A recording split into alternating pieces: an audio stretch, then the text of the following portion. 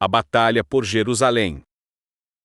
A captura da cidade velha de Jerusalém, em 1967, foi, para todos os judeus, um acontecimento emocional que é comparável e, em certos aspectos, até superior ao estabelecimento do Estado de Israel, em 1948.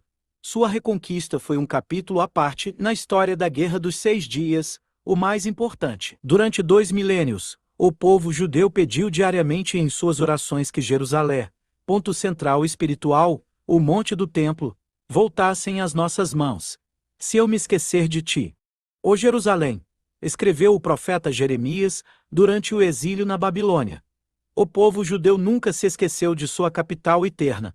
A cidade de Davi sempre foi o foco do anseio de nosso povo, da volta à terra de Israel.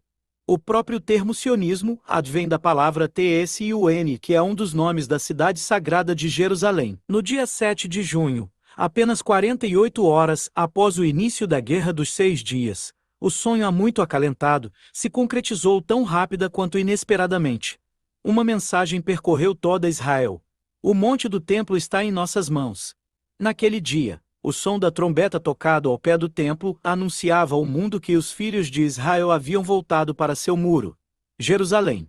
O coração e alma de Eret Israel e do povo de Israel, finalmente reunificada, é a capital política do moderno Estado de Israel. A reconquista foi uma luta árdua, muitos sacrificaram sua vida, outros tantos foram feridos, mas o heroísmo do jovem soldado será lembrado por gerações. Eli Wissa, testemunha ocular da tomada de Jerusalém, escreveu: os combates, num êxtase místico, correram em direção ao templo, que estivera inacessível a todos os judeus durante o domínio jordaniano. Sobreviventes de todo tipo de inferno, rostos de todo tipo de destino vi-os correndo, ofegantes, para tocar o muro, e lá chegando, incrédulos e estupefatos, como crianças que temem o despertar por não querer o fim do sonho, detêm-se, de súbito. Eis que se ouve um choro convulsivo, preces sendo entoadas, enquanto outros dançam, dando vazão à emoção. O país inteiro dançou. A história judaica dançou. Explodindo de júbilo e gratidão pelo privilégio de testemunhar aquele momento, pensei: é isto, Jerusalém. O lugar que atrai e hermana todos os judeus, a verdadeira cidade da saudade e promessa eternas. Em compasso de espera. Em junho de 1967, Israel percebeu o conflito contra o Egito e seus aliados. A reconquista de Jerusalém Oriental não estava entre os planos.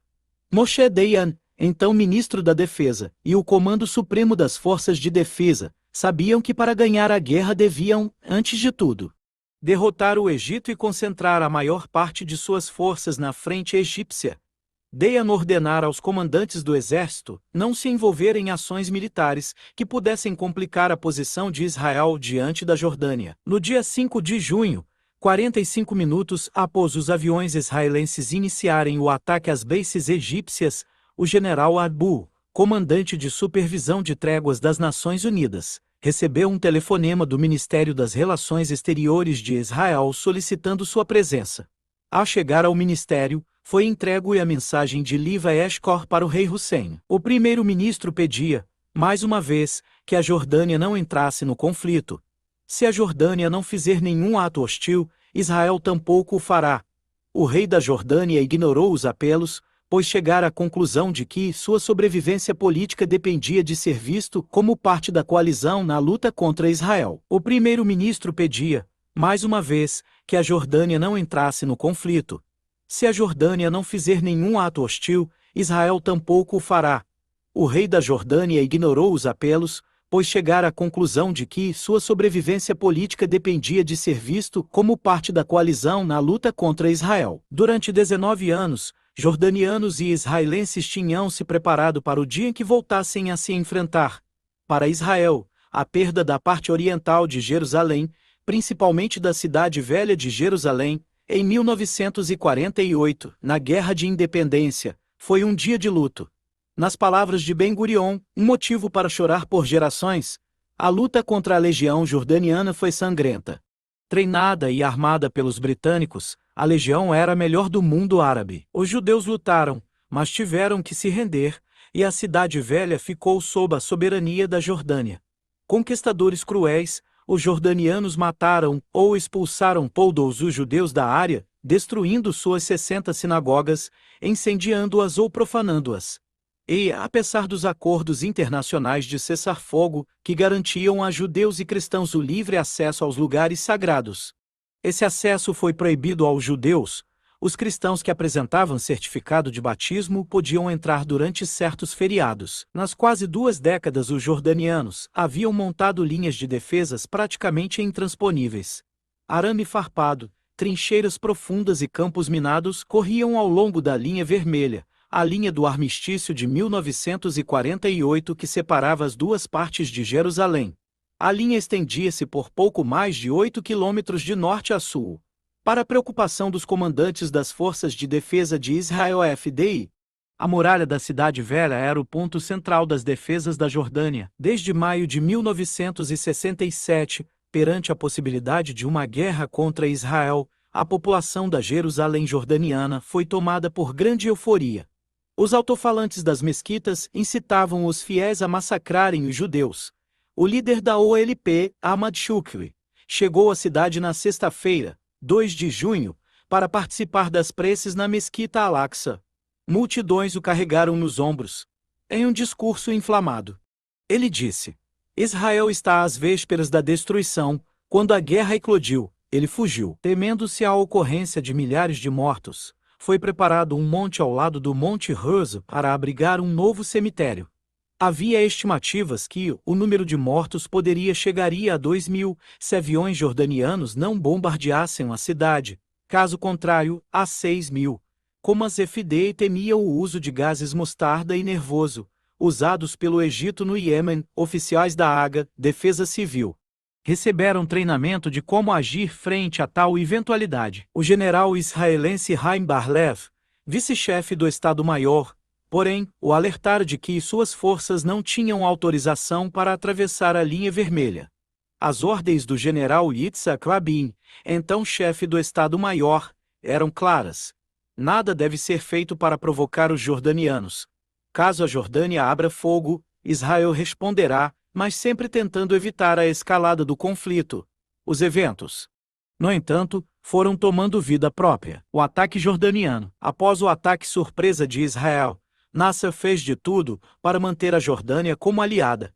Ele sabia que alguns oficiais jordanianos haviam aconselhado ao rei que, ao menos, esperasse alguns dias para ver o andamento do conflito.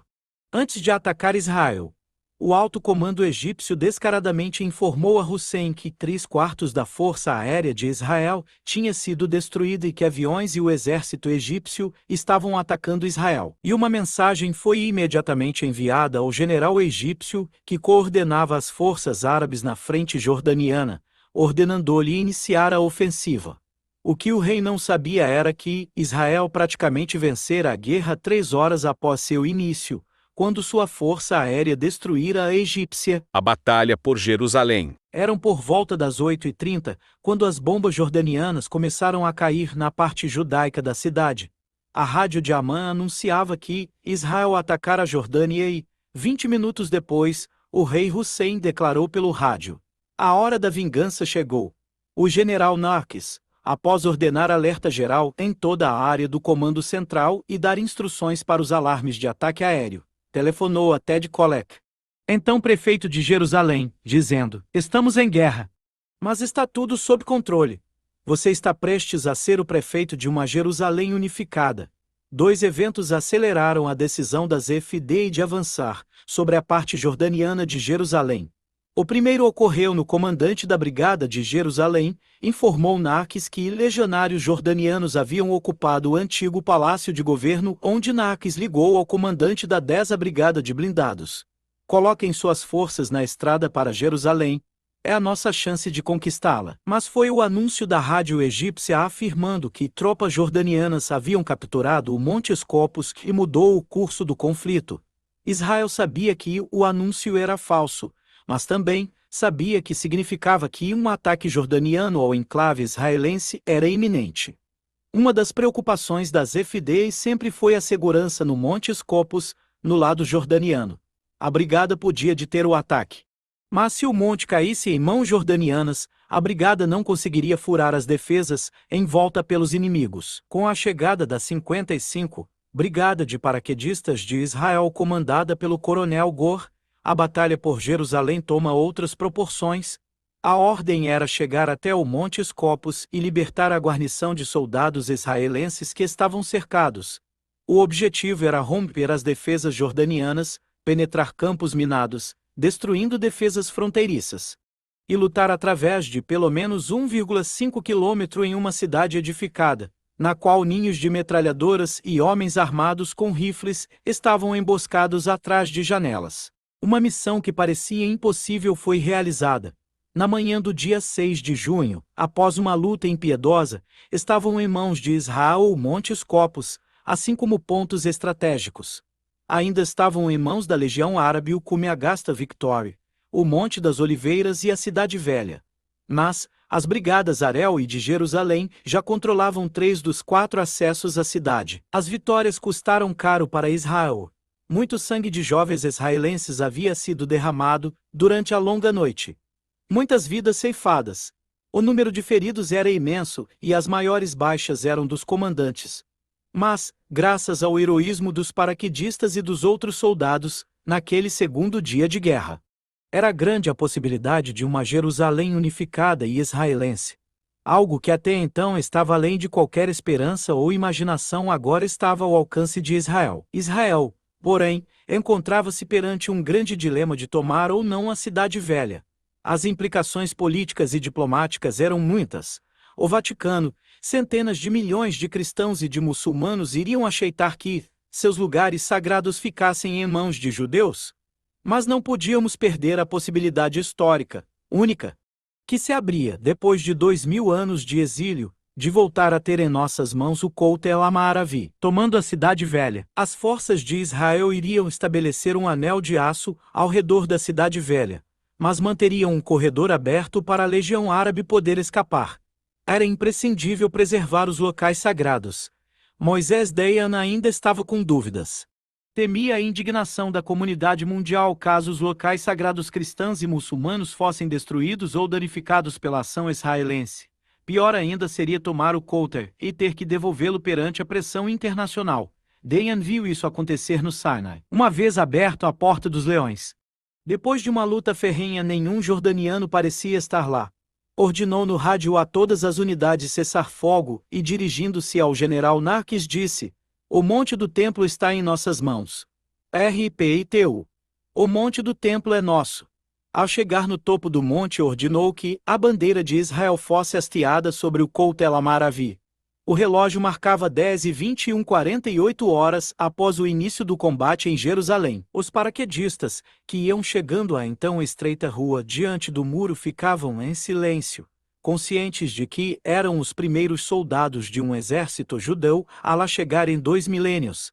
Centenas de soldados, vindo por todos os lados, com os rostos banhados de lágrimas, acorriam.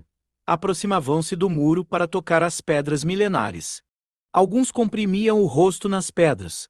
Durante 2 dias tinham obedecido a ordens, lutado contra a dor e o medo. Tinham sangrado, foram feridos, tinham visto tombar seus camaradas. Mas agora estavam lá. Enquanto o suor da batalha ainda brilhava neles, o general Dayan somente conseguiu chegar ao Monte do Templo, no início da tarde, entrando pela Porta dos Leões, acompanhado por Rabio. De pé, diante do muro, escreveu um bilhete que inseriu no muro: "Que a paz desça sobre a casa de Israel." Se gostou do vídeo, curta e compartilha. Obrigado e até a próxima.